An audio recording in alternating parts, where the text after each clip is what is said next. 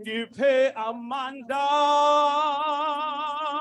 okuyihamba, ngiphe amandla, ngiphe amandla, ngiphe amandla, ngiphe amandla, ngiphe amandla. Oh,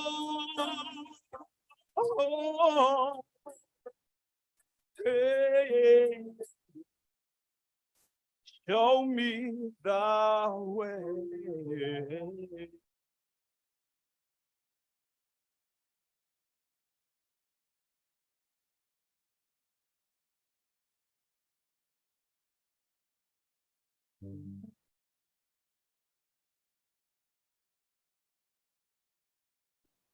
Abendinomama ngesendineqhiebotshwe ngaphambili, ngokwenene ndiyahamba, ngokwenene ndibheke kholisana lwam. Abendinomama ngesendineqhiebotshwe ngaphambili, ngokwenene ndiyahamba, ngokwenene ndibheke kholisana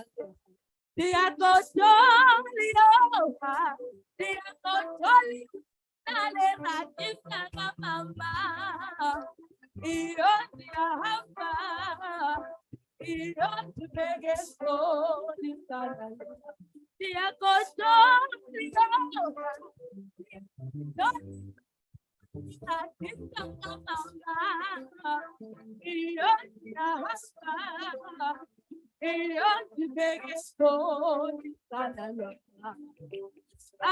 Abendinomama ngesendineqhiebotshwe ngaphambili, ngokwenene ndiyahamba, ngokwenene ndibheke kholisana lwam.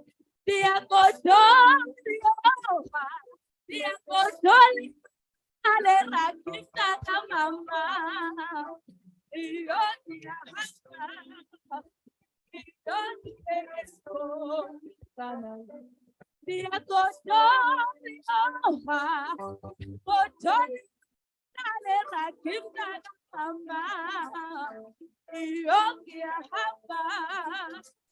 iyo ndibheke kholisana lwam.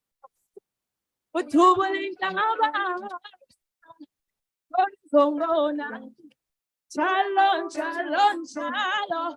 Things of Teluban by way down.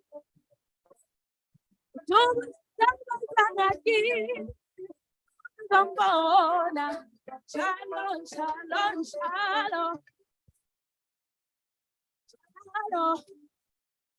Shalom, shalom. Shalom, shalom, shalom. Shalom, shalom, shalom. Shalom, shalom, shalom.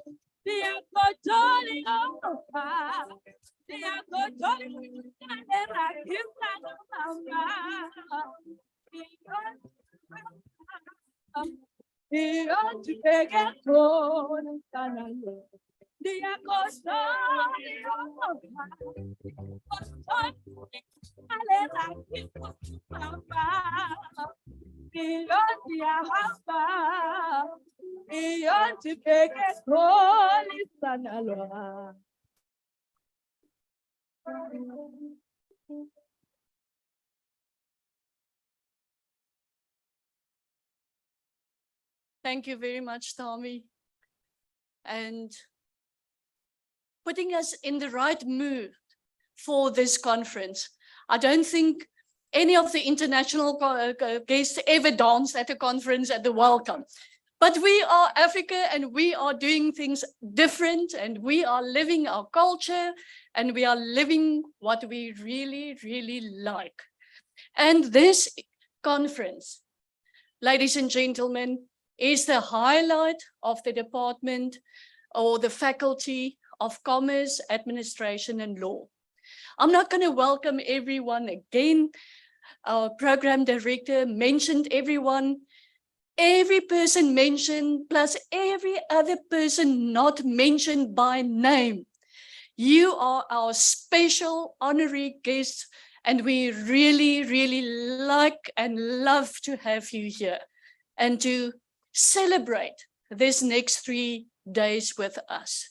And I call it a celebration because this is a getting together of the brightest minds with your unique knowledge that you are going to share with us, and that will put this country, the rest of Africa, the rest of the world, to guide us into prosperity, into new knowledge. So this is what this conference is about. I'm very, very proud of the university that took this brave step of calling the University of Zululand, first of all, a node, meaning a coming together like today with different role players, but of African thought. So for us to sit down and to think about our problems and to discuss it in an environment like this, where all the minds are here to do it. So this conference is not like the normal conference where you present your paper and someone asks you, oh yes, on page 12, your research methodology, step 3.1, da, da, da, da, da. That's not what it is about. We're here to get that idea. You will present your paper, and when we discuss it, we are serious with the problems facing South Africa and Africa in the broader spectrum of the global world. And this is how I want us to look at this, and that will then bring us to a need of and for African thought in this. So this university is really putting us into a different way of thinking, a different approach in terms of knowledge in the world. And I've looked at all of the papers in here, and colleagues, what a better opportunity than to be at this conference in this. A little bit about the faculty. I always just like to share a little bit and to brag a little bit. We have this unique faculty and with a unique combination of qualifications and department. A faculty with commerce, that is the normal BCom and entrepreneurship, but also including accounting and accounting science. That is a professional body. Then we have the administration, public administration with 4 different streams and focus on political science on one side and HR on the other side. Basically looking at everything government is supposed to do and must do, and they try. Then we have the law that is basically in a lot of other universities, a total different faculty. And when I joined the university, I thought, how the heck is commerce, administration, and law in one faculty? How can it ever work?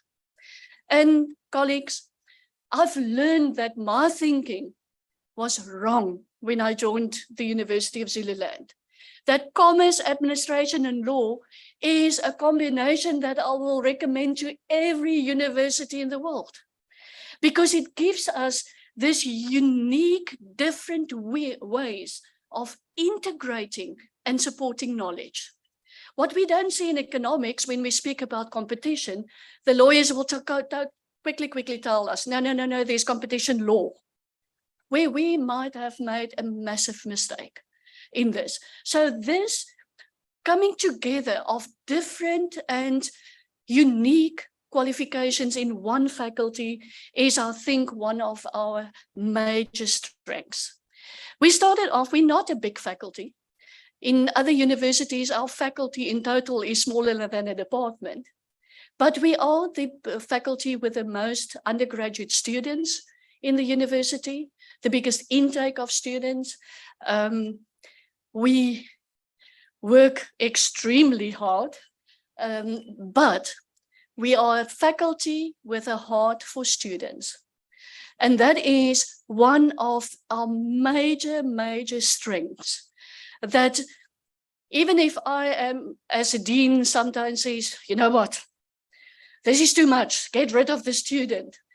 Then the HOD will come and say, Prof, no. Let us just rethink what you said. And yes, we are working there. We will try everything in our ability to get the students that enroll with us, to make them walk out successfully and prepared for the world of work. But we've grown a lot postgraduate. And a few years ago, under the leadership of Professor Tewari, the previous dean, the faculty started with an endeavor to start to publish. And I must be extremely proud, and I am extremely proud to report the extremely quick acceleration of our publication record. And that when I, at my last meeting with the VC, reported the number of papers already published in this faculty, she said, Sissy, I think you need to go recount.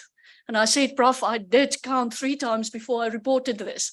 So this is a faculty that has embraced knowledge, new knowledge creation, making sure that this knowledge is embedded in our students. And now we are also trying to be this faculty that in commerce, administration, and law wants to be a node of African thought. So this is our goal. This is what you will see happens in the years to come with our MBALI conference. And I welcome you to this one, but I invite you immediately today to all the other conferences that are coming every single year.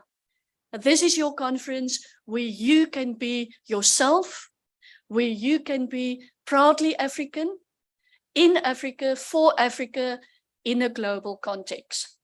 Colleagues, I thank you for your attendance, and I want to welcome you and ask you, make yourself at home. And you know what that means? Make yourself at home, take off your shoes, get some coffee, eat, drink, chat with your neighbors, and feel that this is your home for the next 3 days. Before I say goodbye, I want to say, to give, recognition to the team of people that is working so hard. MBALI doesn't just happen by itself. There's a big team of people. We don't have a professional group that organized this conference. This is done by the members in FCAL. And they all know who they are. And tell me if you don't mind to just call the ones that sitting outside, is hiding from outside. Can every member of Professor Kasiram, that is the organizer, the driver, the thinker, the brain, the father, the whip of the MBALI conference, if every member of the team of the MBALI conference organization team can just stand up for 1 second so that we can give them a round of applause. Come. There is Nokondi right at the end. 2 only here in the front. I don't believe it. Fortunate is there. And then a few, Prof. Kaz, is there some other people that we need to recognize that is still outside? Oh, Tommy is there outside.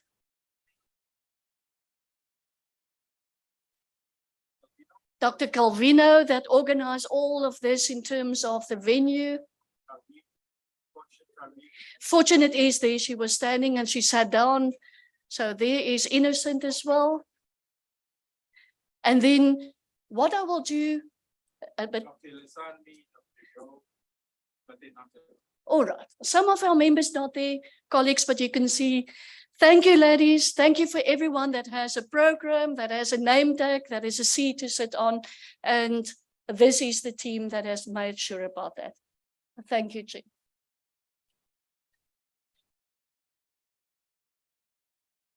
Can we give a round of applause to our Professor Hreiling again? Thank you very much. Thank you very much, Prof. I think everyone feel welcome now. Prof, she indicated that you can take off your shoes, go around and have some tea, have some juice, just feel at home. Now I will call upon, unfortunately, our DVC, Deputy Vice Chancellor Teaching and Learning, Professor Nomlomo. She couldn't make it for today, but she was here with us yesterday. So to replace Professor Nomlomo, I will call our former father of our faculty, Professor Tiwar, who also initiated this particular MBALI conference, where we started it around 2015 as a faculty before it can become an international conference. So as an international conference, it is our 4th conference. So please, colleagues, help me welcome on stage Professor Tiwari. Thank you.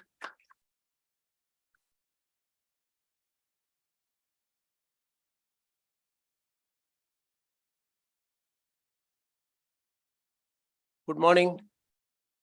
Welcome to all the delegates, Prof. Hreiling, Prof. Cass, and all the executives in absentia. Great pleasure to replace DVC here. Well, I'll try to do my best. Okay. I thought I should share some of my experiences in the faculty and in building this conference. It's a real experiment. It's an experiment of integration. So I joined this place in 2014, and we thought we should have some kind of integration. So I thought, how do you change people? I mean, there are 2 ways to change people. One is that you put something in their mind and they start thinking, and then thinking gets, they start acting and the behavioral change comes. But that's a very difficult task. You can't put thoughts in somebody's mind, and it's a very difficult task. There is another way of changing is you start you change the first outside, and they start entering into the change, and then thinking process changes. I think this is the kind of process we started. We said, okay, let's have some kind of an integration mechanism. And that we followed a lot of integration mechanism. One mechanism was this conference. And there are a lot of resistance was there because it was the first thing. And even our great professor Kashiram objected to it. But anyway, what happened is that people started doing this experiment, and then one interesting thing that happened is just small talk.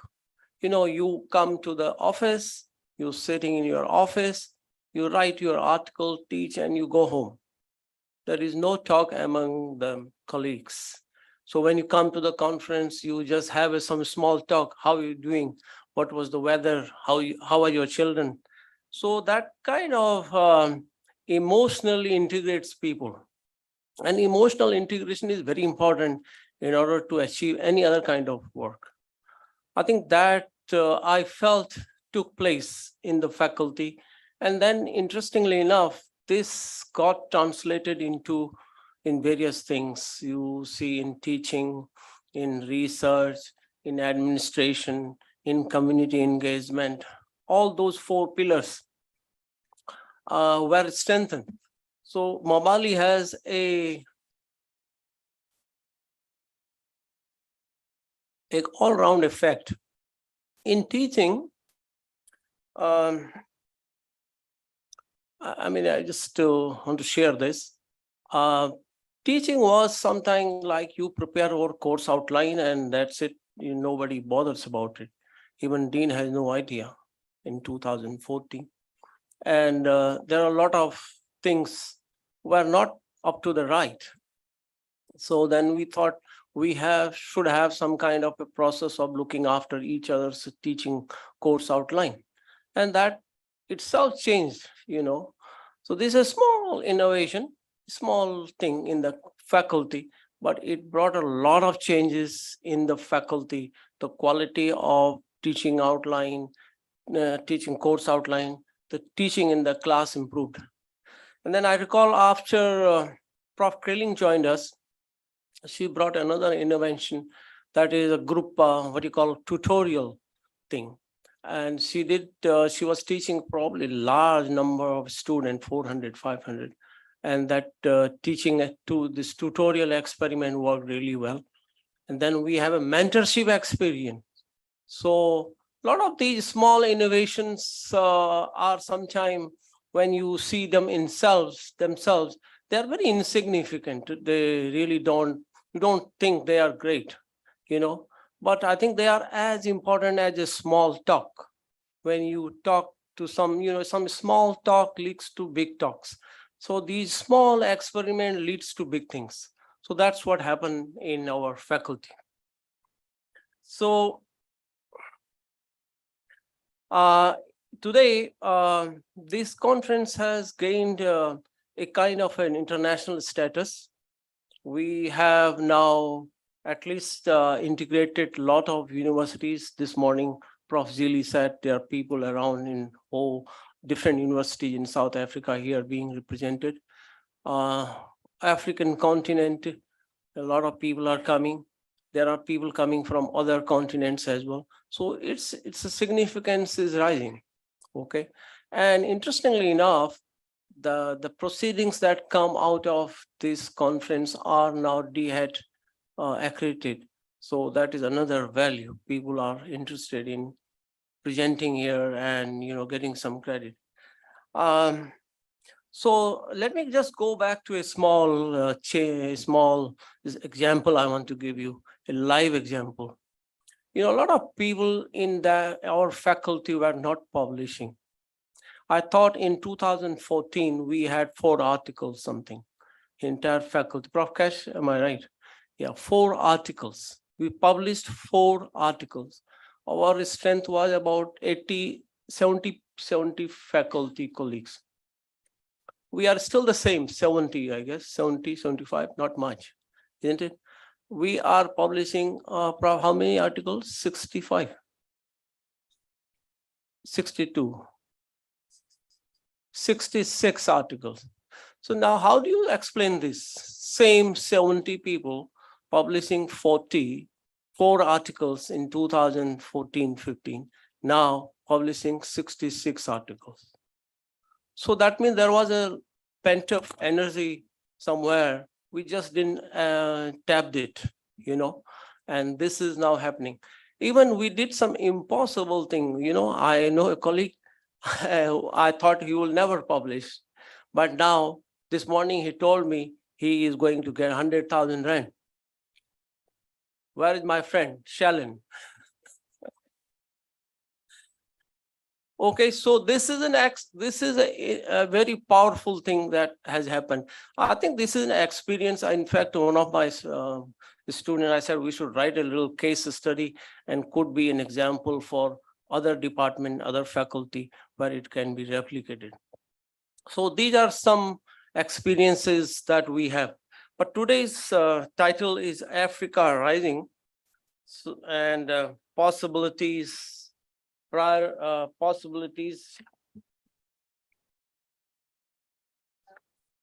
priorities and partnerships. So again, partnership is basically the concept of integration, at the faculty level. Then we want that integration at a university level, maybe continental level, whatever level we can go. So Africa today economy is roughly 3 million and $3 trillion, they say. And it has a population of only 1 billion. and it has the largest amount of agricultural land, which is untapped. So with so much possibilities, why are we not exploiting it? We have so much of resources. Well, the same story goes, well, we say we are not managing it properly or whatever. So the question is, maybe we start creating situations where people start thinking, because people don't think when you just tell them think.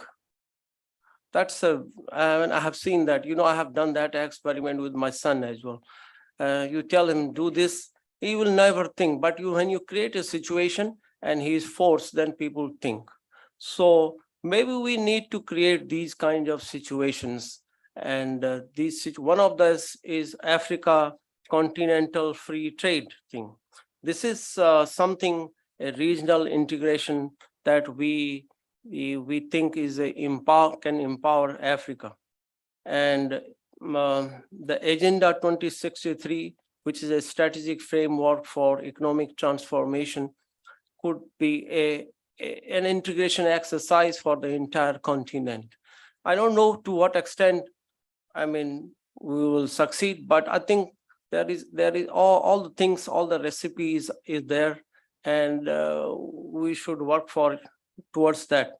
So small experiments, this is small experiment tells that when we want to integrate people, we produce success. So integration of mind, integration of thinking is very important.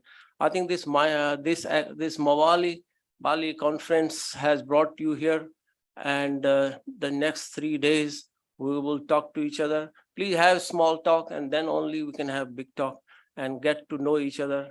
And that's the way things will go. I welcome you again. Thank you very much.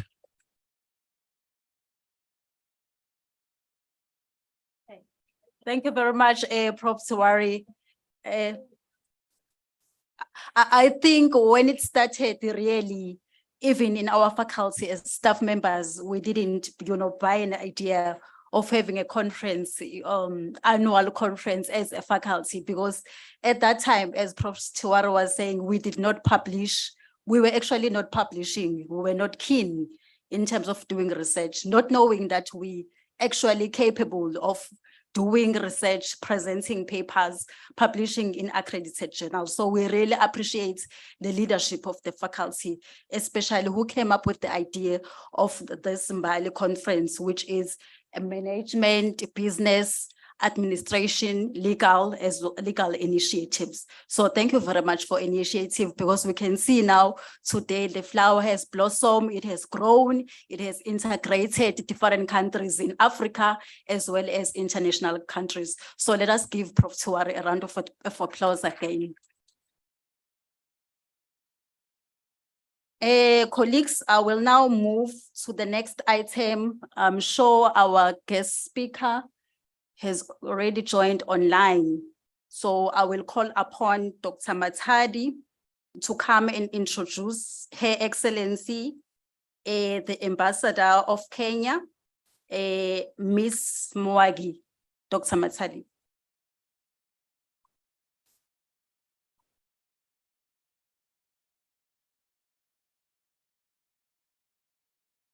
Thank you, Program Director. Ladies and gentlemen, all protocol observed, I extend my warm greetings to you all. As we all aware of this particular conference theme, which is Africa Rising, Possibilities, Priorities, and Partnership, it begs to note that what was long overdue has become a reality. Do you know what is that? It's African intellectual consciousness. And it is evidenced by trends such as decolonization, indigenization, Africanization, Afro-nationalism, African identity, you name it.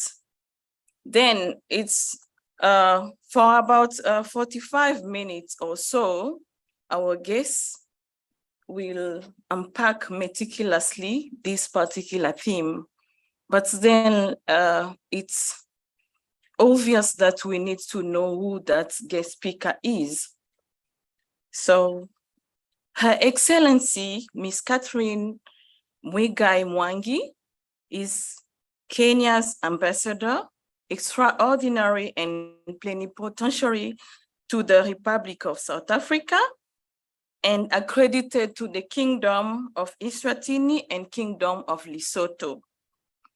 Prior to her current appointment, she served as Kenya's ambassador, extraordinary and plenipotentiary to the Federal Democratic Republic of Ethiopia and permanent representative to African Union and the United Nations Economic Commission for Africa. Until December 2019, please excuse me, she was accredited as ambassador to the Republic of Djibouti and permanent representative to Intergovernment Authority of Development. She also served as ambassador of the Republic of Kenya to the Republic of Ireland from 2007 to 2014. She was Kenya's first envoy to that particular country. And during her tour duty, she was instrumental in promoting Kenya's economic interests in Ireland. She also chaired the Africa Island Economic Forum, which has stimulated Africa Island economic activities.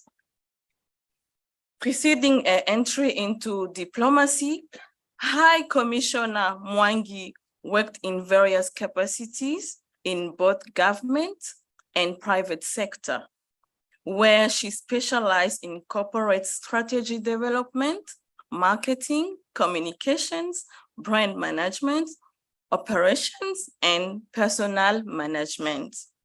Throughout her career, she has gained a vast professional experience and has established an excellent network of contacts worldwide. That being said, ladies and gentlemen, please join me in welcome Her Excellency, Miss Catherine Mwigai Mwangi, online.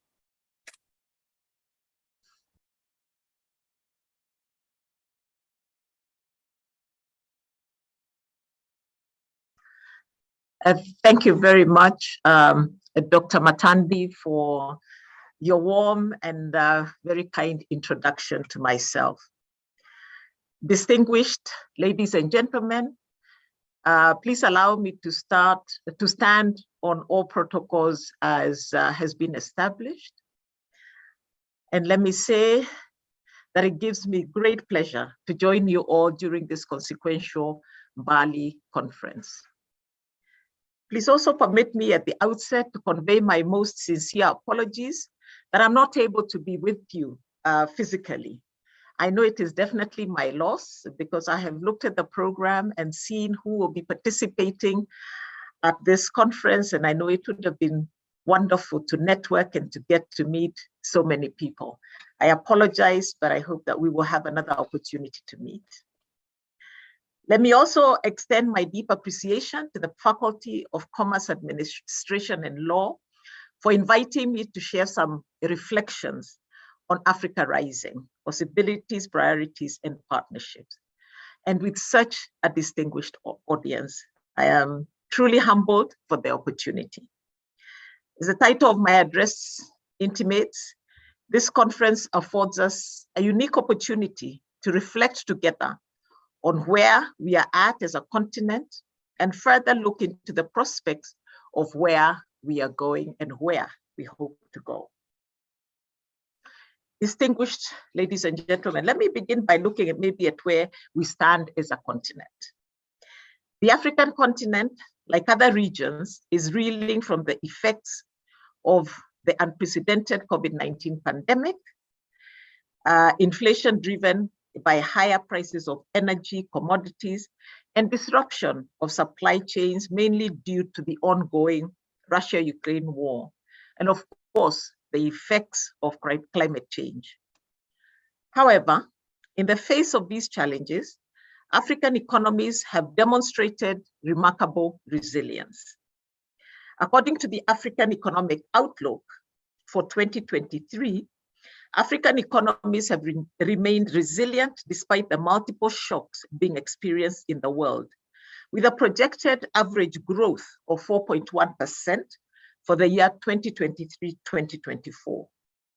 This surpasses the global average of 3.4 in 2022. Whereas performance by individual economies may vary, overall performance paints a picture of a continent that is spirited and is making progress.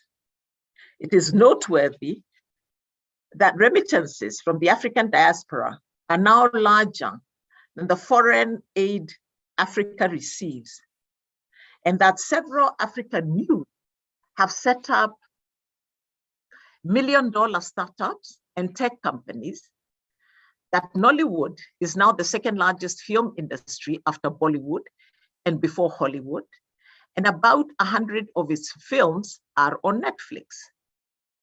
That Afrobeats and musicians like Burna Boy, Wizkid, Tiwa Savage have conquered the world of music. Africa's resilience in the face of multiple overlapping global crises challenges points to a continent of hope and opportunity. Ladies and gentlemen, the continent's spirit of resilience points to a region that not only has high potential for its own development, but also a continent with an increasingly vital role in addressing global challenges. My Afro-optimistic view of the continent is not tantamount to denialism of some of the challenges that confront us. It is based on the belief and realization that in this same continent, often described as dark, corrupt, and debt-ridden, lies huge opportunity that is more often recognized by others outside the continent than by ourselves. So where are our strengths? Where is Africa's strengths? What is it that will make the continent rise? One of Africa's greatest resources is its people. Africa is home to more than 1.2 billion people. Half of this population will be under 25 years old by the year 2050. Africa's young population, compared with other regions' aging population, positions the continent as the current and future frontier market and an important human capital base. Investing in Africa's human capital, especially with a gender lens, is crucial not only for achieving sustainable development goals, but also in addressing the numerous challenges that face our continent. Secondly, Africa's extraordinary natural resources hold the key to many global climate solutions and a transition towards greener economies. Africa hosts 25% of the world's natural biodiversity and 30% of the world's mineral resources, ranging from arable land, water, oil, natural gas, minerals, forests, and wildlife. This abundant natural resource base, if adequately and sustainably exploited, can generate revenues and wealth to complement climate finance for adaptation and mitigation, and to invest in its green growth efforts. It is Kenya's belief, my country, that proper valuation, prudent management, and effective governance of Africa's natural capital is a gateway to wealth creation in the continent. More importantly, that the continent's abundant wealth of natural resources, immense endowments of untapped green renewable energy, and its youthful democratic profile constitute the fundamental elements required to mitigate and then reverse climate change while driving a new green industrial revolution. It is for these reasons that in the next 2 weeks, Kenya will co-host with the African Union the inaugural Africa Climate Summit from the 4th to the 6th of September to, among others, mobilize climate finance for adaptation. It's also important that the rich world needs to deliver on its annual $100 billion pledges that we have heard about for several years now. Thirdly, Africa's untapped potential in agriculture and manufacturing. Agriculture in Africa has the power to drive economic opportunities and positive social change, but much of its potential remains untapped. For example, more than 60% of the population of sub-Saharan Africa consists of smallholder farmers. Yet only 23% of sub-Saharan Africa's GDP comes from that sector. If agricultural development was intensified, smallholders across Africa could produce 2 to 3 times more cereal and grains. In turn, this would add 20% more cereals and grains to the current worldwide annual output of 2.6 billion tons. Ladies and gentlemen, allow me maybe to look at what areas I consider should be Africa's priorities for our continent with so many prospects. First, infrastructure development. This remains a key driver for progress across the African continent and a critical enabler for productivity and sustainable economic growth. This is so important that experts have established that the significant deficit in Africa's infrastructural growth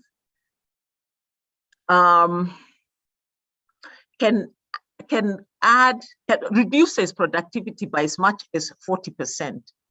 The rich world needs to stop subsidizing its farmers with tens of billions of dollars, which perpetuates unfair trade.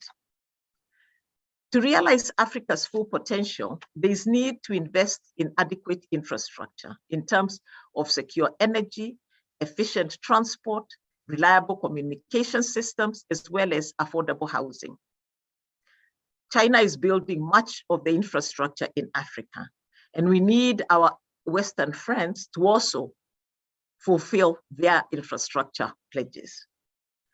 To address these challenges, the African heads of state and government adopted a program for infrastructure development in Africa, popularly referred to as PIDA, in January of 2012, as the Continental Strategic Infrastructure Framework set to run until 2040. Closely related to this sector is that of the ICT infrastructural development. ICT has the potential to provide the basis for Africa to catch up with the rest of the world through increased commerce, interregional and intraregional, and improved training and education of the populace. Agenda 2063, that we all know as the African Framework for Development, envisages a highly connected Africa. ICT will be a tool of business, social interaction, and governance. The African Union has since expanded on this with the adoption of the Digital Transformation Strategy for Africa, a strategy that will guide a common coordinated response to reap the benefits of the fourth industrial revolution. On the question of ICT, I opine that Africa must go beyond connectivity to owning its own ICT infrastructure and platforms. This aims at promoting the continent as an equal partner in the cyber world. Africa must also focus on developing indigenous technological solutions or custom-made technology to meet its own specific development needs. While acknowledging the very many foreign brands and IT platforms operating in the continent, there has to be deliberate efforts to promote African brands, including startups and medium enterprises. We should give local brands a chance. I'm privileged to be making this address at a university. I challenge our universities to prioritize innovation in order to provide homegrown IT solutions for Africa's future. In the quest to hasten economic growth and job creation, and in order to align with global technological advancements and enhance the rights of Kenya's economy, the government of Kenya is implementing a 10-year ICT digital master plan. The digital master plan identifies 4 key pillars of digital infrastructure: digital services and data management, digital skills, and driving digital innovation for entrepreneurship. Again, as an example, the East African community has been a model of regional integration and must be a pillar of the African Continental Free Trade Area, having massively increased trade among its members and facilitated the free movement of people, goods, and services. Ladies and gentlemen, the African Continental Free Trade Area that I've just referred to is an important instrument in promoting inclusive growth in the continent. The AfCFTA promises deeper integration that would boost incomes, create jobs, catalyze investments, and facilitate the development of regional supply chains. It is, however, noted that although the AfCFTA has in theory been operational since January of 2021, in practice, minimal trade has occurred under its terms, especially due to pandemic-related delays. In addition, not all countries have ratified all the protocols that are needed to fully implement the AfCFTA.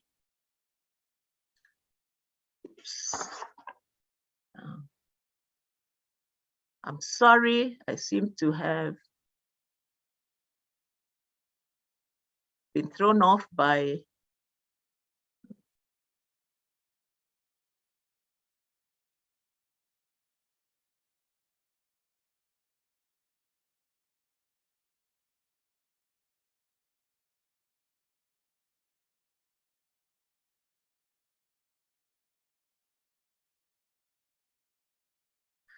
I'm sorry, it is the challenges of load shedding. I was thrown off there for a minute, but I am back and I apologize for that. To take up from where I stopped, and I was talking about the AfCFTA, and I also believe that for the rise of the continent, it is incumbent on our African leaders to address the challenges of implementation of the AfCFTA to enable harness not only economic benefits, but also integration and development. Now, I'd just like to underline the importance of partnerships for the full realization of Africa's potential. And these are both partnerships within the continent and international partnerships.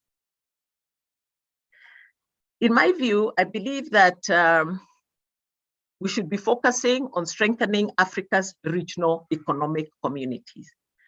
This integration has considerable potential, not only for promoting robust and equitable economic growth through markets, but also for reducing conflict and enhancing trade liberalization. Secondly, coordinating policies and strategies for development.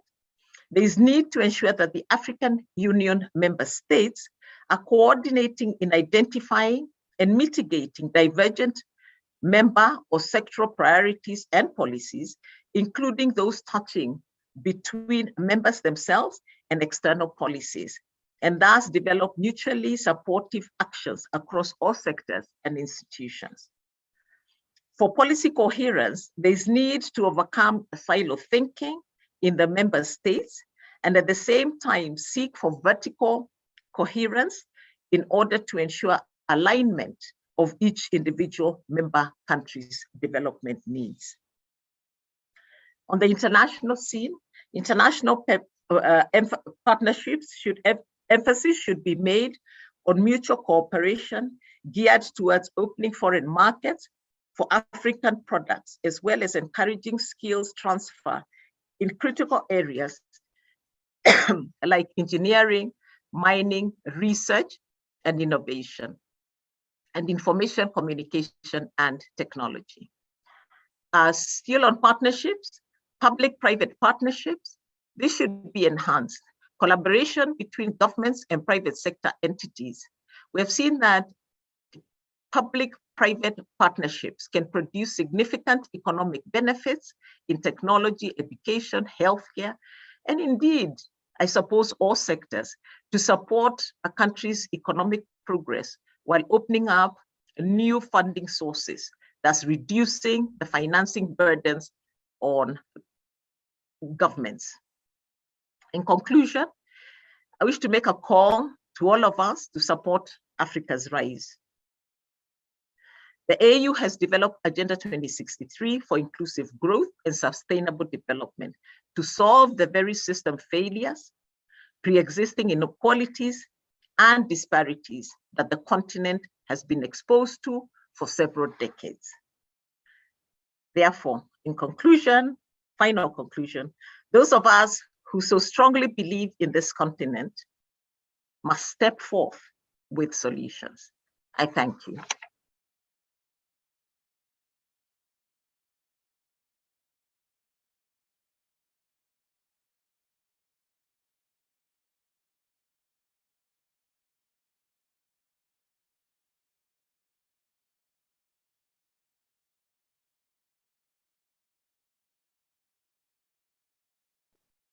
For Ms. Magui, because we still have a few minutes.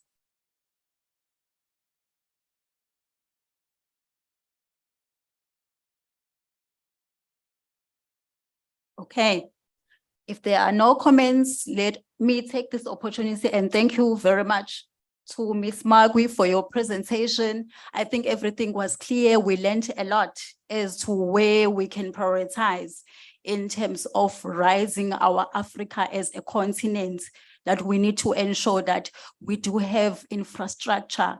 We prioritize on ICT. Actually, her presentation reminded me what we spoke about yesterday, that we are all MBALIs. So in our own spaces, we must work together and try and come up with the solutions that will address the challenges that we are facing as a continent. So let us please give a round of applause again for Her Excellency. We are now, I'm glad I'm not supposed to apologize like Dr. Nkondes yesterday. He was actually behind time. So we are a little bit early today. So we are 15 minutes early for our tea as well as our group picture. So for now, I think let us just go downstairs and take a group photo. Then after a group photo, we will have some tea and come back for the next plenary session after that. Do you allow me to do that, colleagues? Yes, let us just take a few minutes like that. Going downstairs, ground floor level, we take a group picture. Then after that, at 10:30, we just have some tea. Then we'll come back for the second plenary session from Prof. Kaija. Thank you very much.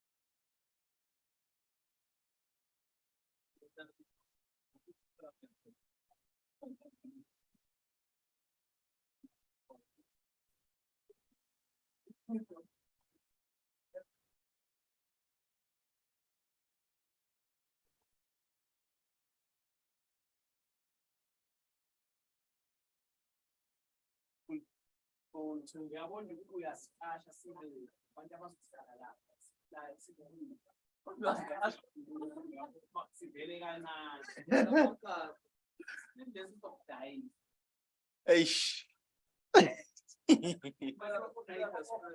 Oh, no, you're live on YouTube now, eh? Everything here is live on YouTube. I was about to stream it. Yeah. That's super, man.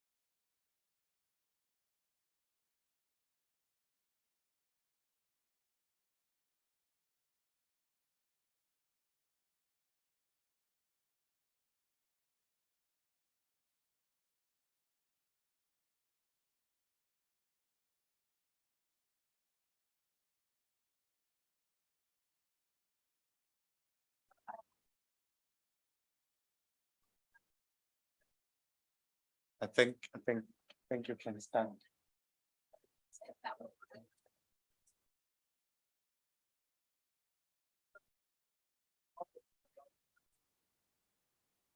Colleagues who are outside, may we request that you make your way to the venue, please. Colleagues standing outside, I strongly believe that you are allowed to grab your tea along with you as you come inside, as we proceed with our session. Okay.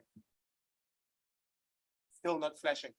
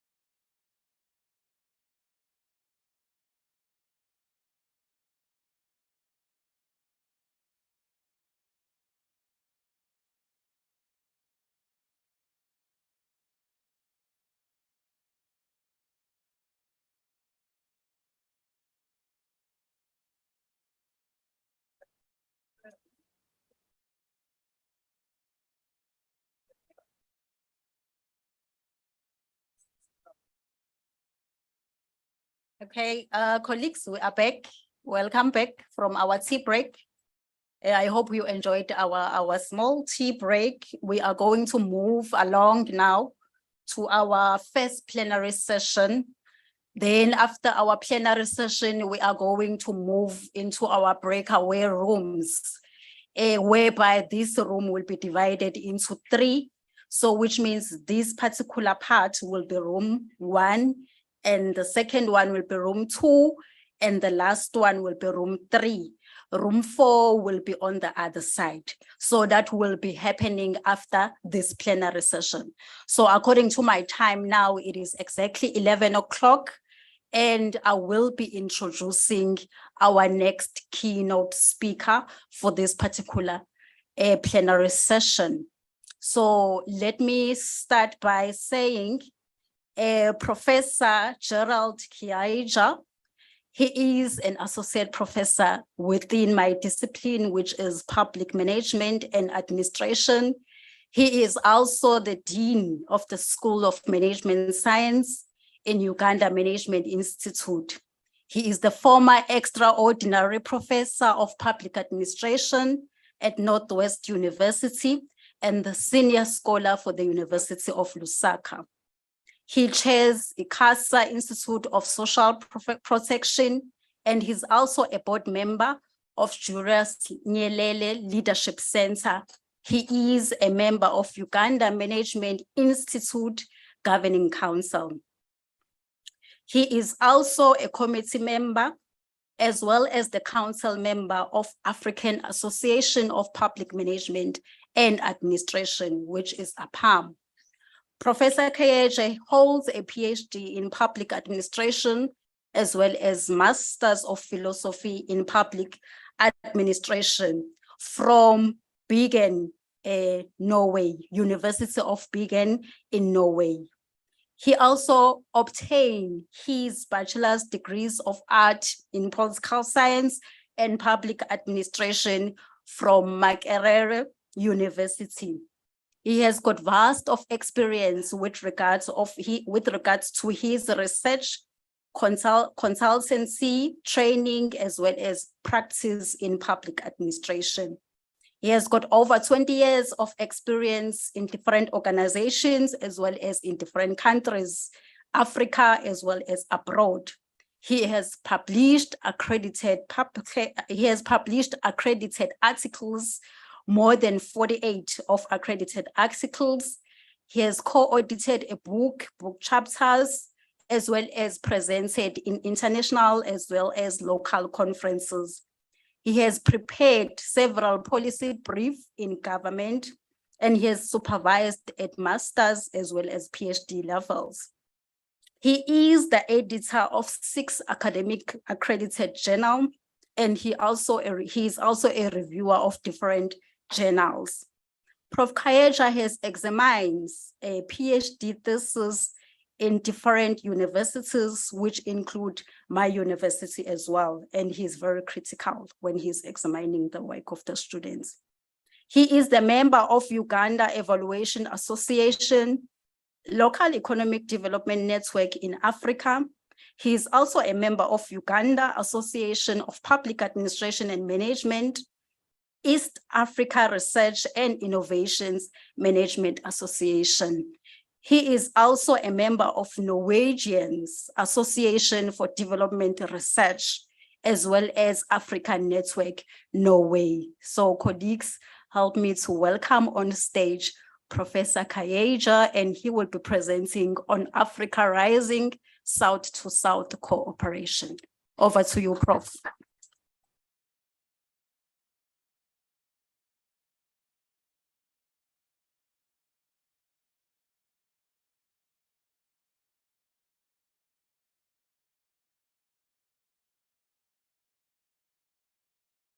Thank you, Prof, for your very kind introduction. The leadership of the University of Zululand, distinguished participants. I feel so honored and privileged to participate at this forum where the node of African thought has been established. I feel it's a great privilege, and I'm very grateful to the Faculty of Commerce, Administration and Law, and my fellow administration scientist, Professor Jiri, for your hospitality and for inviting me for your 4th edition of MBALI.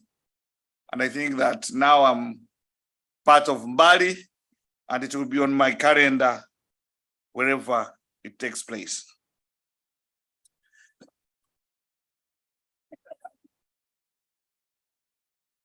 So once again, good morning. When I saw the topic in terms of scholarship, I started asking myself, am I going to put on the political science lens? Is it the African studies lens? Is it the public administration lens? Is it the management lens? Because it's MBALI, management, administration, law, initiative. So what has it to do with rising Africa, possibilities, partnerships?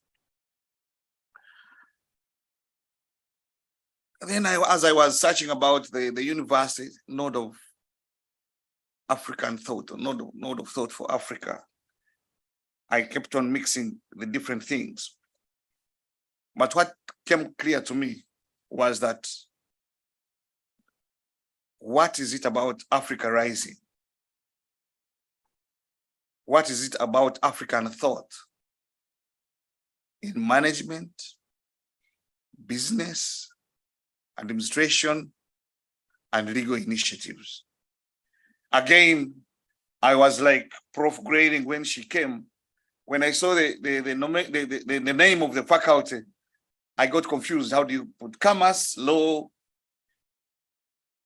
At least law and public administration, somehow we meet on at administrative law and public law. Business administration? These guys of accounting, for money, finance, okay, maybe public finance. But now I know that because the world is going into multidisciplinary, interdisciplinary, that's the trend. And I believe that I've picked the lesson both from Professor Tewari and Professor Grayley on the practicality of integrating knowledge and knowledge practice. So coming back to the topic of the day, South-to-South cooperation. Basically, it's about countries in the South, the global South, which is not the geographical South, but the least developed or developing or whatever choice of words or construct you would like to go for, where the nations, the communities, the academia, the civil society, the business people work together, learn from each other to become better. There is also a related concept of triangular cooperation in the development assistance world, where the South-to-South work together, but they are supported by another group or entity or country or organization. But my frame of mind will be restricted to the South-to-South cooperation, largely about nations and the peoples in the South, in the view that Africa is rising. In fact, there is even a UN organization, the United Nations South-to-South Office of South-to-South Cooperation, which many people actually don't even know about. This year, on the 12th of September, the UN Day, the theme is solidarity, equity, and partnership, unlocking South-to-South cooperation to achieve the SDGs. So UNIZU is ahead of the world on how to Africanize the UN Day and how to bring African thought to the global agenda. We have all agreed we're going into the SDGs. So what does it mean to us in the South? We need to lift us out of poverty, underdevelopment, unemployment, and all these things that are bedeviling us. I will largely change my script because of the issues which were raised by the earlier speaker. So I will try to avoid some of those issues so that we can increase and broaden the debate. So much as this UN organization exists, it has 8 objectives, but the concept of South-to-South cooperation is broader than this. It's stressed from the Bandung Conference in Indonesia in 1955, when African and Asian countries met, largely to talk about independence and self-determination.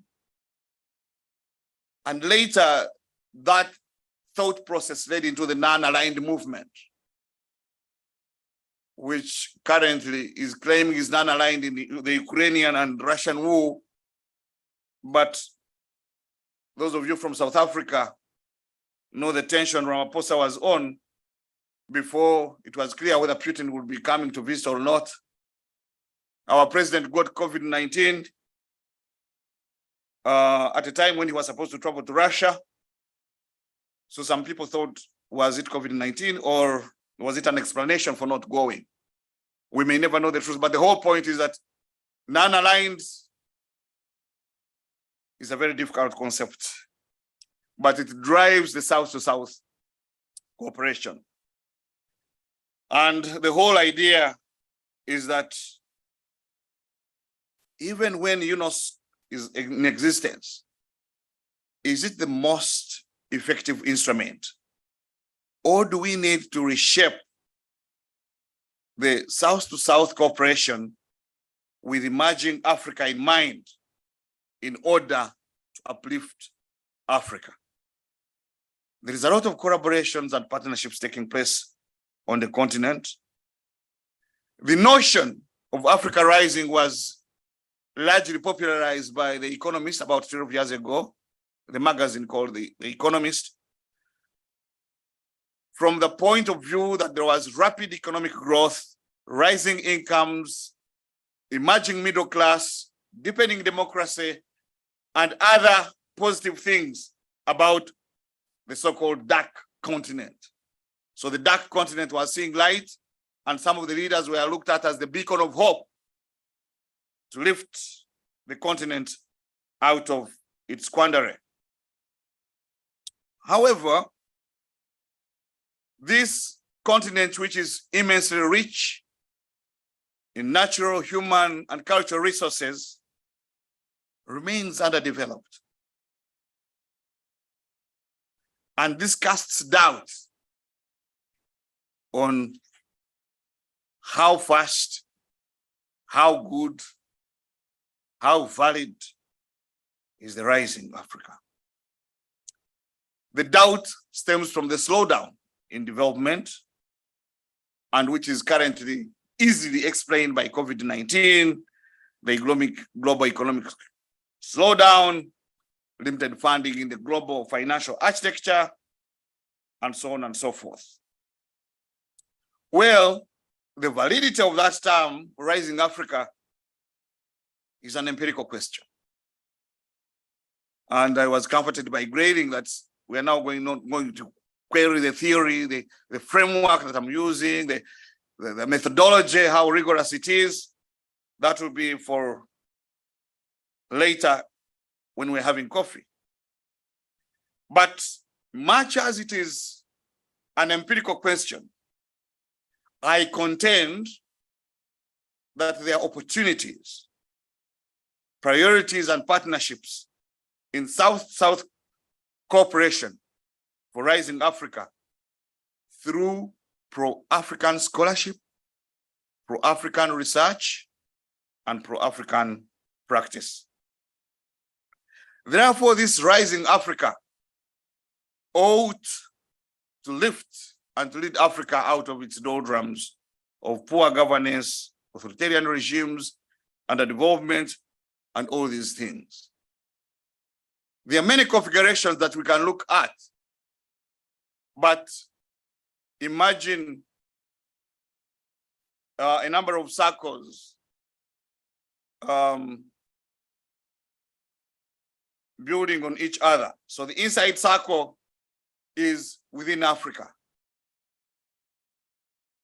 Partly what we're doing here, Africa to Africa cooperation, cooperation within African countries. Then the second ring is Africa with the other, Asia, maybe excluding Japan and South Korea, Africa and Oceania, again, excluding Austria and New Zealand, Africa and the Caribbean, and then Africa and Latin America, to pursue interests that are for the lifting of Africans to become better. My next idea was about the potential that Africa has, which has been well elaborated by the previous speaker, but to hint, the question of the population, young, energetic, the promise that is coming from the digital world. We've seen a number of innovations coming from Africa, like mobile money, which M-Pesa in Kenya and elsewhere, which began as an African innovation, and now it's global. The question of the minerals, which Africa possesses, that we all know about, but also the limitations even within all these things. For example, in terms of trade, Africa trades with much more outside economies than it trades with itself. Only 10% of its imports and 17% of its exports are inter-regional, inter-Africa. By contrast, in Asia, it's over 21%, in Europe, it's over 40%, and so on and so forth. The other opportunities in the urbanization. The trajectory says that by 2040, Africa will be heavily urbanized, and 12 new more cities, which are as big as Lagos and Cairo, will be in existence. With all these emerging trends, new value chains based on telecommunications, agribusiness, and energy,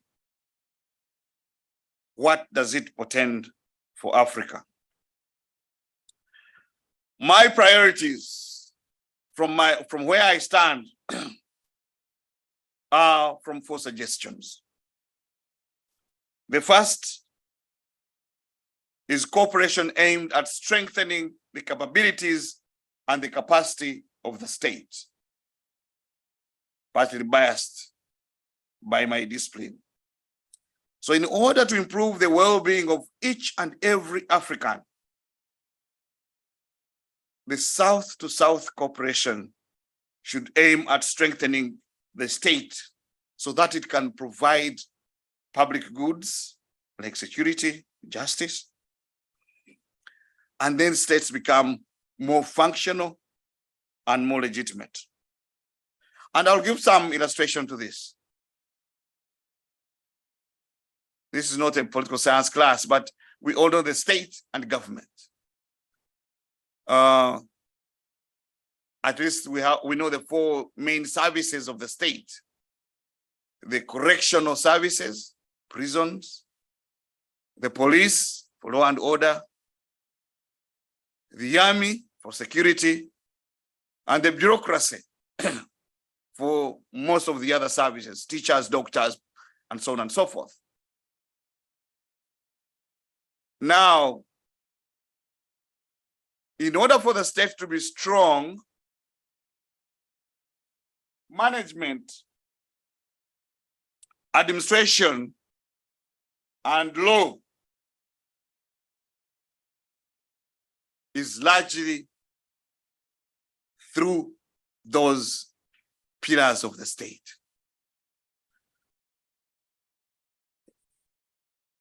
And management and administration is largely the fuel, the cooperative human activity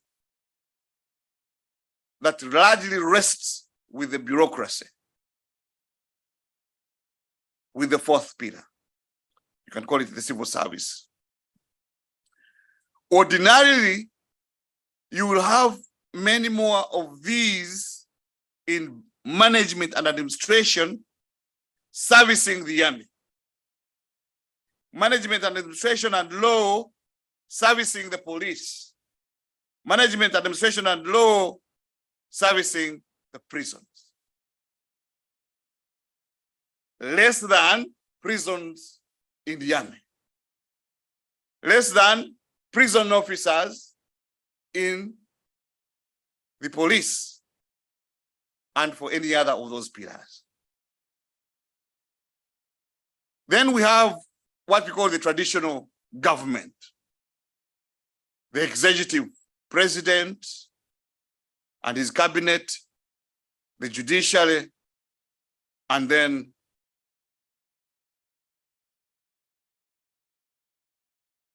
parliament. Now, my contention is that a number of African countries, using mine as a case study, have put a lot of premium on the government and less on the state. And yet, we can do away with aspects of the government, but we can't do away with aspects of the state. I know you're Democrats. Say, how can there be a government without parliament? Yes, you can suspend parliament even for 5 terms, even for 5 years. But imagine suspending the police even for a week. Imagine a country without the police for, you say, policemen, they are so corrupt, they are a problem. Let them be home for a week. But let me tell you, we can say politicians, we are fed up of you, go home for a week. Go home for a year. The country, the nation will run. It will have some challenges, but it will run because the state is on. We can even say we don't need the executive. I've seen in Uganda when we have a transition from one government to another, the interesting thing is that the same government transits itself several times over. But we can see all ministers go home. But when I imagine one day we wake up and we say all the army go home. I say this because in Uganda we've ever suspended parliament. During Idi Amin's time, there was no parliament. But hospitals were said to be better than they are now. I'm not saying that we should have a dismissal. I'm saying that our priorities are inverted. So how does South-to-South cooperation come in? It comes in within the Africa Rising, within the African Thought Rising, building on some of the ideas in African statecraft thought, where preoccupation of power was not for its own sake. That's why it was hereditary through kingdoms and whatever, and it was highly distributed. The question of subsidiarity, things being sorted at the lowest level, was very critical. Sometimes when I reflect on this idea, power belongs to the people. It has been atomized to elections. But what about decision-making processes? There are some things we can pick from nation states that existed in the pre-colonial times. How come they were orderly? How come they were structured? How come, like in Uganda, it's what the British used to manage? And why was there less rebellion? Why was there more inclusion? I think it's time to question those things. The question of border management, the idea of the state as an African entity through the African thought. I come from a border country, a border district, a border subnational administrative unit in Uganda. And two brothers disagreed with each other, President Yoweri Kagame and His Excellency Museveni, and in their view, Kagame closed the border. Now, who suffered? The ordinary citizens. I have people in my village whose next nearest market is across the border. So what happened when they went to buy food? They were shot dead. During that time in my own village, about 6 people, we buried about 6 people. The soldiers from Rwanda would just bring the bodies and place them there. I know some districts in Uganda where pupils go to school in the next country. At one time, we almost got two presidents from the same family, Uganda and Kenya. There was a certain Mudi Awori who was the vice president of Kenya. And as he was vice president, we had elections in Uganda, and one of the presidential candidates was Agri Awori. These were brothers from the same father, the same mother. Their house is in Uganda, their kitchen is in Kenya. As Mudi Awori started in Kenya, Agri Awori started in Uganda. So Agri Awori became a Ugandan, Mudi Awori became a Kenyan Ugandan. What am I trying to say? Is that we cannot change the borders anymore, but within the context of the African thought. Why would one get so preoccupied, making it difficult to cross borders? Even when one family is in two countries at the same time.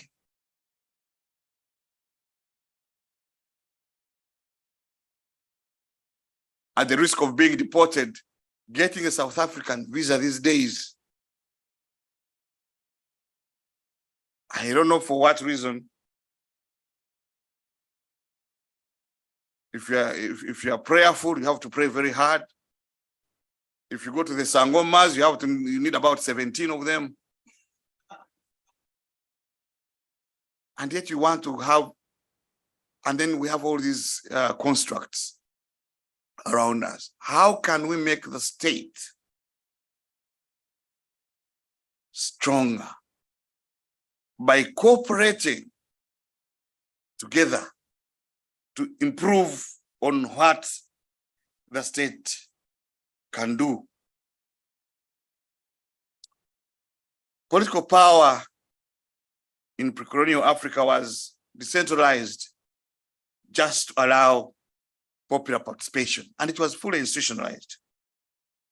Perhaps it's high time to keep interrogating. How can we Africanize democracy?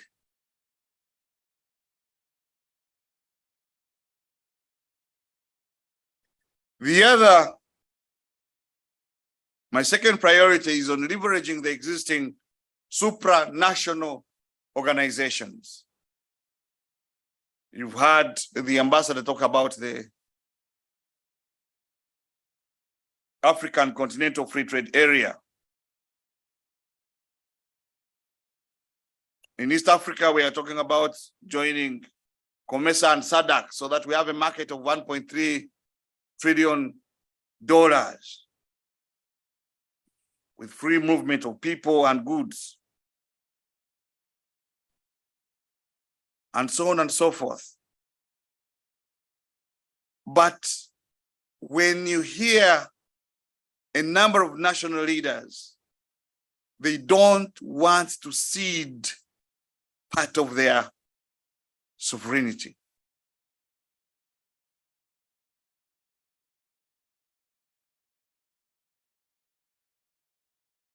They don't want to allow some of the power that they have to be taken by a bigger body. That undermines the South-to-South cooperation. That undermines the Africa-to-Africa cooperation.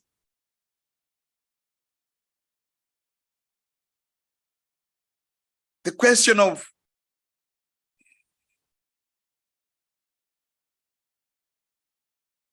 some of these concepts, we need to think through them again. You are entering an integration, a cooperation, and then the economists of the country are still insisting, what is your comparative advantage?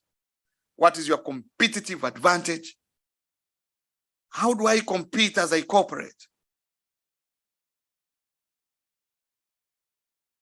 Why not the cooperative advantage?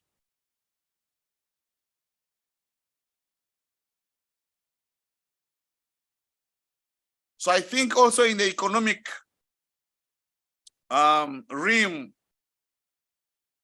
the economic scholars here will help us to think through how do we push the Africa Agenda 2063 to ensure that these efforts which are coming up,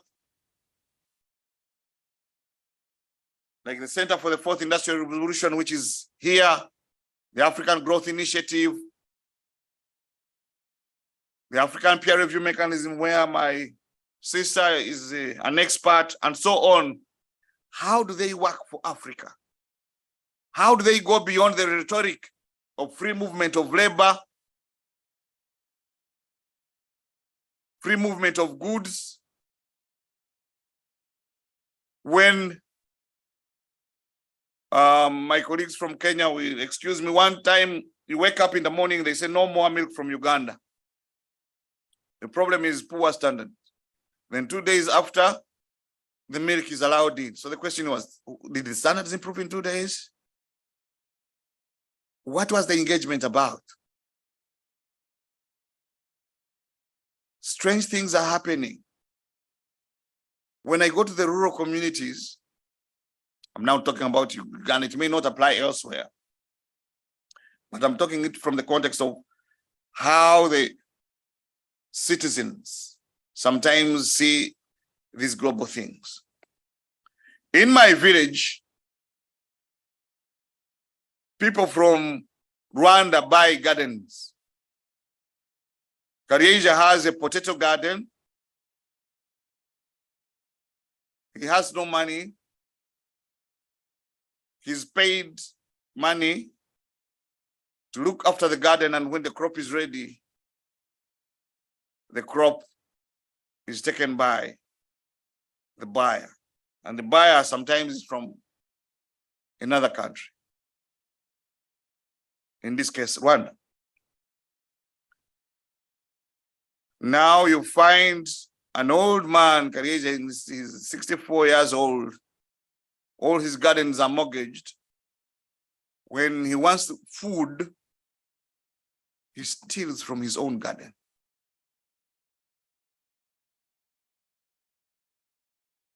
How realistic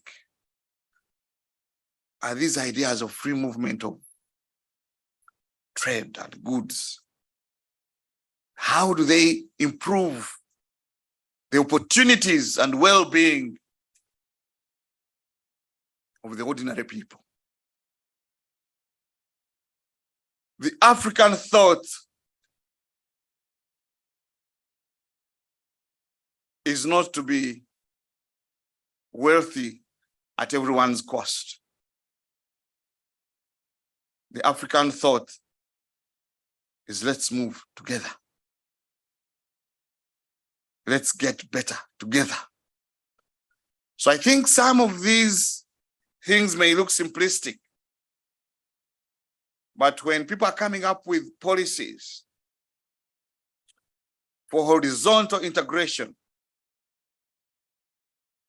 they should look at the ultimate beneficiary, the African person. The Africa rising in terms of GDP, Africa rising in terms of infrastructure, Africa rising, as long as the rising leaves some people behind,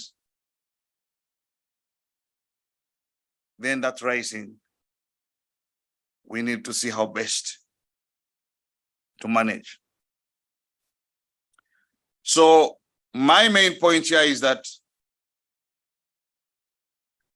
as we strengthen initiatives above the nation, which are vehicles for cooperation, they should not stop at broad, grand policy pronouncements, but they should be able to look at how best individuals, not collectives, not groups, not aggregates, individuals are lifted up.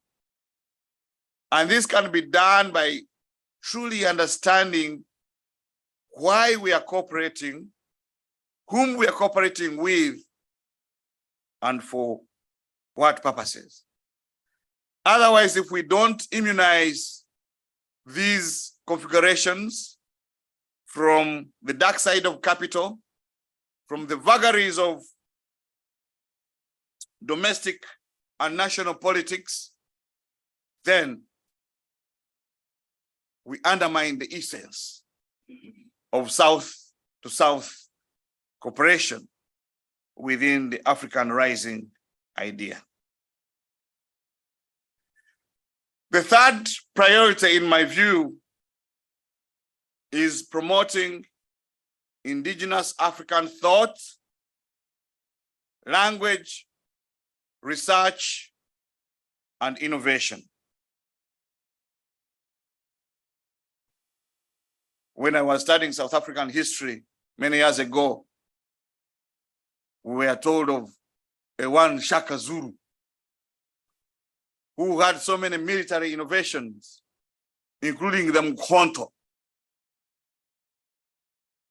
short stabbing spear, the assegai, and many other military innovations, the cow horn strategy of engaging the enemy, and so on and so forth.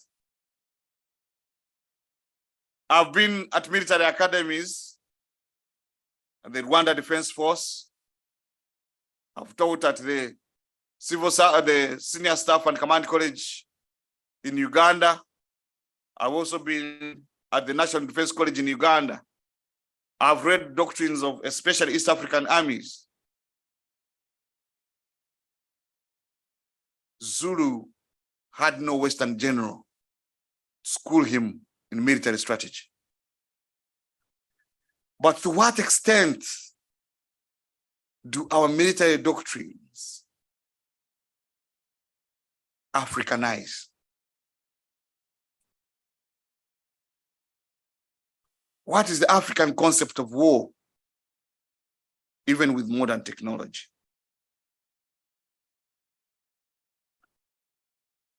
There's this whole idea of holistic medicine.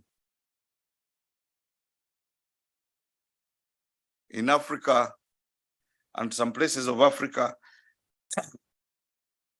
medical practice is both clinical, not both actually, it's a mixture, clinical, spiritual, social, and so forth, and psychological. Is that, how can we cooperate to benefit from this? Recently, we were hit by COVID-19, and I was one of the people that went through it. A very strange way. I was hospitalized for 2 months, and I was out of hospital on oxygen for another 3 months. So I was under oxygen, under COVID for 5 months. But in Uganda, within 14 days, most people would either heal or die. But it's not about me and COVID. But I saw very many people using all types of concoctions, claiming that they are working for them to fend off COVID. I've not seen many studies which prove the effectiveness of those concoctions,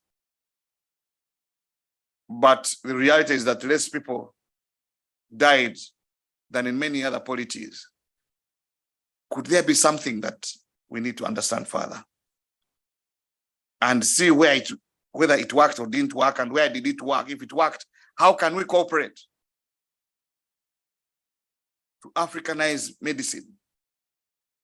There's a long, I think, highly developed Chinese medicine practice, but the African medicine practice has a number of challenges and expectations and so on. If we go to the legal fraternity,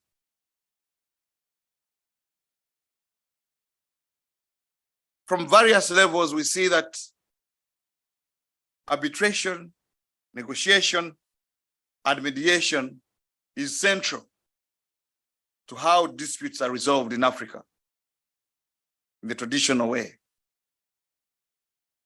We have the Gachacha in Rwanda, the Kachoke Madit in Uganda, and so forth. But is there African jurisprudence? I don't know. The lawyers here will tell us. To what extent can Africans cooperate to increase African jurisprudence in the jurisprudence of the world? Because mediation is everywhere. Arbitration is everywhere. So how can we ensure that African jurisprudence gets a hold in the whole body of knowledge? The way people manage situations. In a neighboring country to here, Zimbabwe, there are people called the Tugwe Mukosi. Around 2014, there was a dam which was constructed. And then these people were displaced and taken to another place. So the Tugwe Mukosi Dam made them go to Changwizi. When they were in Changwizi, they found a place that it was heavily scorpion infested. So they had suffered a lot from scorpion bites, and even some people died. But using indigenous knowledge systems, they managed the scorpions, and they are now living in a scorpion-free environment. So those of us who are doing evaluations, management, how are we capturing such experiments and scaling them up? So we need to increase this South-South cooperation, and to begin with, African cooperation. Do more than we are doing, so that the rising Africa becomes so meaningful, not only in picking what is African thought, but also benefiting the world with some of these issues. So as we conduct our studies and publish high impact journals, I'm glad that South Africa, you are leading, especially in Africa, in terms of decolonization of education and curriculum. But when are we going to reach a point where we have our commonly accepted and agreed upon Africa web rankings, where we're going to have an accreditation of African public administration, for example, African business principles? We read theories on the Japanese business strategies, and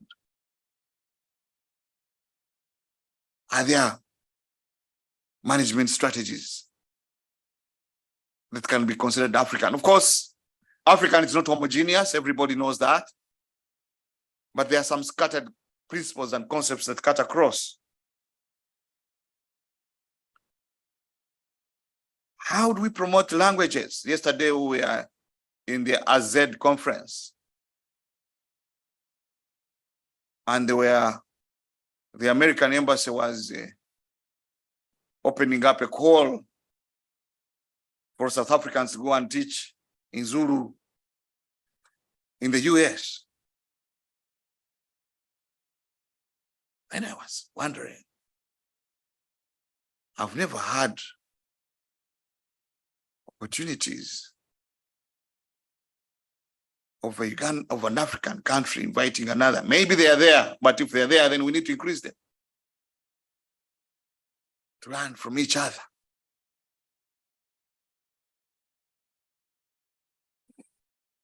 The other day I was seated outside and I heard some people conversing, and I actually thought they were Ugandans because of the few words they spoke. Apana, which means no. Karibu, Irwariro, which in my language means the hospital. But then the other words I couldn't comprehend, then I was like, okay. Those who are in the language sphere, to what extent the African Union says our working languages, English, French, Spanish, Kiswahili, and other African languages. We are even shy to name them. My point is that as we internationalize, we should also continue to Africanize, just like this conference has done.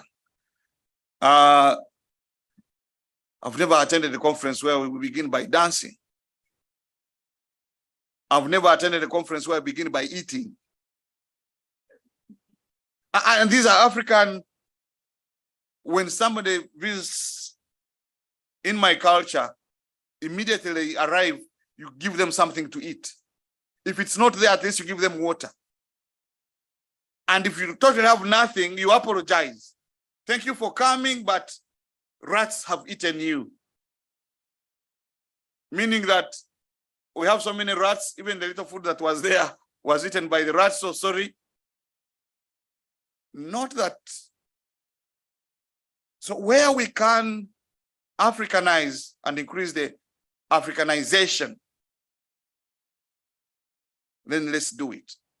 But where we feel some of the African practices and thought processes retard than liberate us, why not change them? So it's not about moving everything African, but the idea is that there's what is good, let it be promoted. When I was outside there, I saw a book, Cultural Tourism. Then I asked myself, how many people from my village even appreciate tourism? When you mention tourism, what does government pronounce? The number of dollars the white people will bring, then how we should treat them with courtesy, and so on and so forth, which is good. But to what extent are we cooperating to promote tourism within Africa by Africans? There is an experiment going on among the tour operators in Uganda and Kenya, where now they are coming up with packages for the locals. Because previously it would be people who are coming from abroad, they pay more, then you, the locals, you pay less. But still people are like, not bothered. Why should I go and see an animal? But issues of cultural exchange can help promote understanding, tolerance, and mutual respect. Humanity advances by interaction. And again, there's a good movement going on in the South African scholarship space, where many scholars are moving to African universities and South African universities for increased interaction, much as they go also to European and Western universities. Because at one point, again, I'll use the Ugandan example I'm most familiar with, internationalization meant going abroad, and abroad meant going to Europe or the US. Of course, one time also I got an interesting scenario. One of my South African friends told me, we were studying together at the University of Bergen in Norway. And he said, you people from Africa? And I was like, okay, where are you? I'm from South Africa. But I'm not from Africa. So I believe if that brother of mine had been exposed to other African countries, and me being exposed to other African countries, would have understood each other better. So instead of only looking at tourism from the perspective of the dollars that come in, which is very good, which we need, but also I think the South-to-South cooperation should be about people getting to know each other. How do they do their things? What is different? Not only always think that what is different is dangerous and suspicious. How can what is different build me? Or what is common? Then I should get that affirmation that is a good thing to do. So there is need for deliberate effort to increase interaction between Africans, between Africa and other South entities, and then Africa and the world. Because we are born, then we form families, we form communities, we form nations, and then we form continents. Human beings thrive on interaction. And interaction undermines isolation. I am emphasizing Africa to Africa interaction, South to South interaction, because it's the topic I'm confined to. It's not that I discount international cooperation. Maybe I wouldn't be here if it was not that I've traveled to other places. Maybe I wouldn't appreciate why people do things the way they do. I wouldn't be putting on a tie. It's not an African invention. But I'm proudly putting on one, though the matching of the colors may be a problem. So the other issue is about business, because of the context of the conference that we are in.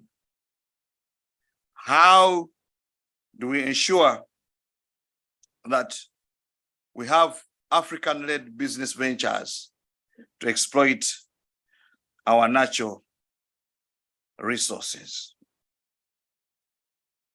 In conclusion, South-to-South cooperation takes place,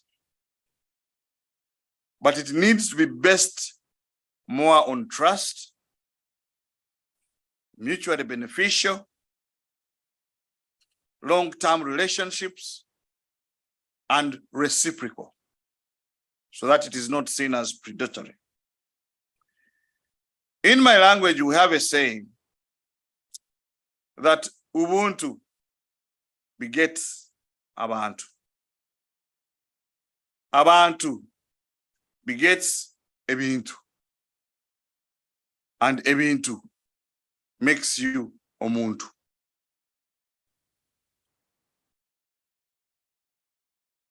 Ubuntu, South Africans will tell us more because they are popular for it, begets Abantu, begets you people.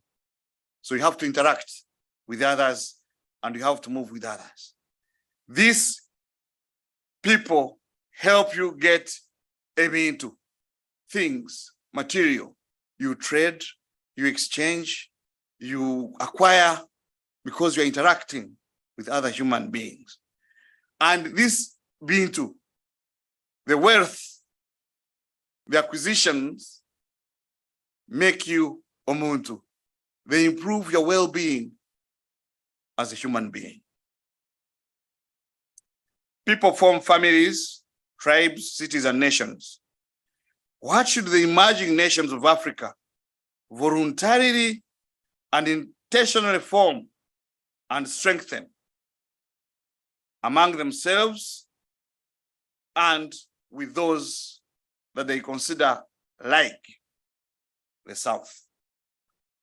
So any form of partnership, public-private partnerships, inter-organizational cooperation, universities working together, communities working with institutions and so forth, facilitated by human cooperative activities, which is administration, and structures, which is management, and the legal systems and initiatives should embed the rising Africa. I applaud the University of Zululand in its effort to create the hub for African thought. Thank you so much for your kind attention.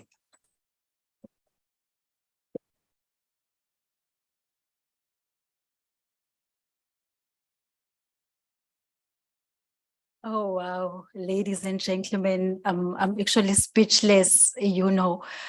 Prof. Kaeji was able to deliver a multidisciplinary presentation that is touching all of our discipline, whether you are in management, whether you are in business, whether you are in public administration, legal initiatives. He was able to cover all those areas. So thank you so much, Prof. Well done.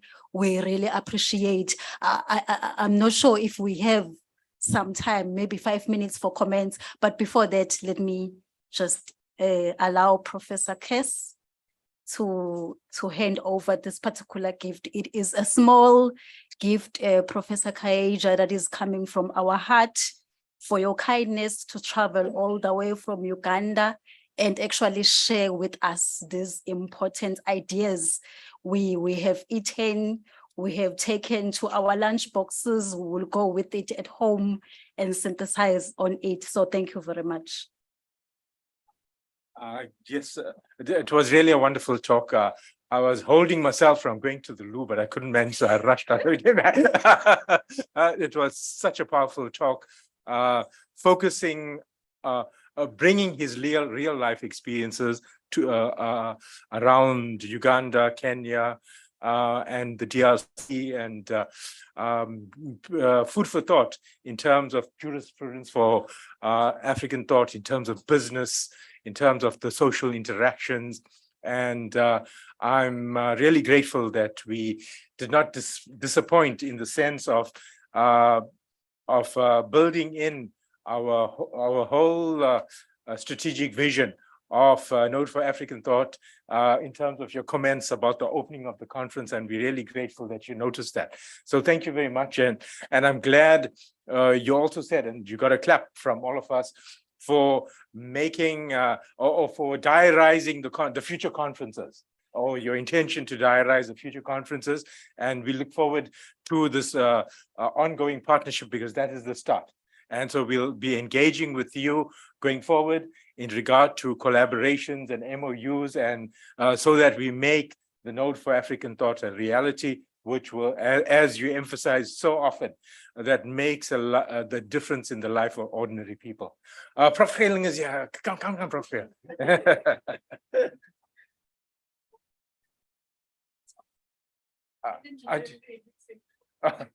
Julie, you two must be here. Yes, we.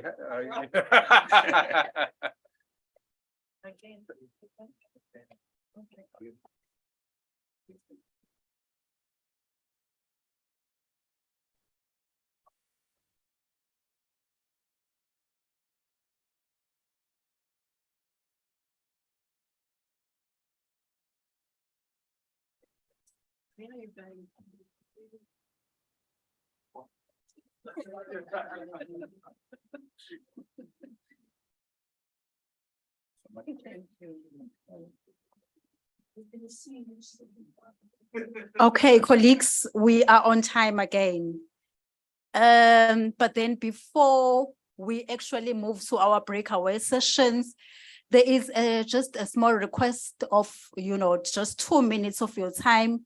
There are stands outside this venue where there are 2 publishers who just want to talk to you about what is there in those particular stands. Then after that, we can move to our breakaway sessions. So let me allow you guys to just come 1 minute each, then we will proceed after that. Thank you. Thank you very much.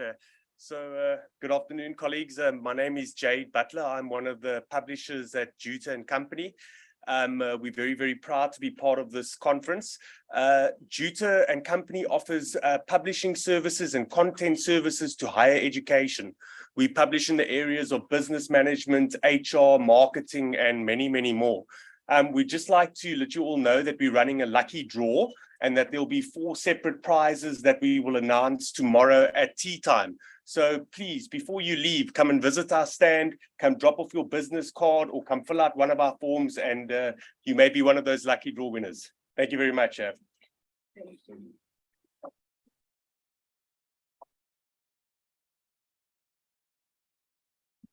Good afternoon, everyone. Thank you so much for the opportunity to be here. My name is Zaria Govender, and I'm here representing Van Skyke Bookstores. I'm one of the direct sales consultants, one of 10 in the country. And we have 70 stores around the country and in Botswana, Namibia, and Swaziland. We've been around for 110 years this year, so we've been around for quite a while. I do have to emphasize the distinction between Van Skyke Publishers and Van Skyke Bookstores. So we're the retailer that sells all of the publishing brands. If you are looking for anything, please feel free to visit us, tell us which institution you're from, and we'll be happy to tell you where you can get the book. You can visit our website, vanskyke.com. And we will refer you, even if you leave your details, to your nearest store. Thank you. Colleagues, thank you very much. You have been a very good audience. I really appreciate the time from the morning until now. I think my role as the program director for today, it's end here. We are going to have our breakaway sessions. As I indicated in the beginning, that this will be our room 1, which means it is our breakaway session 1, room 2, room 3, then room 4 is on the other side. So please just start and locate your room, attend the presentation that you are interested on. Thank you very much.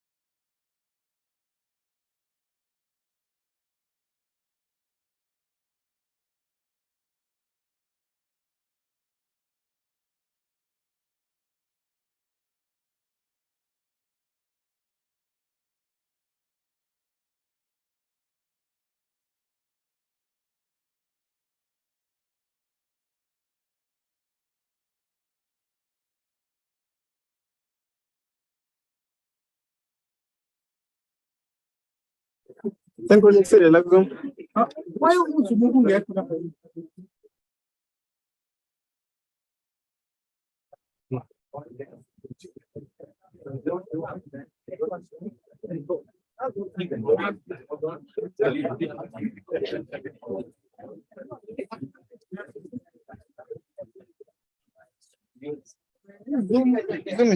Chrome, Chrome best.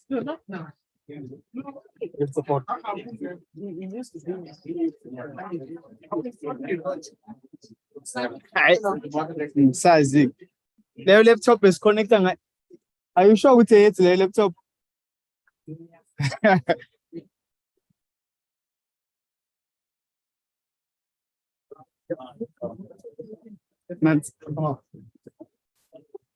Prof, can we?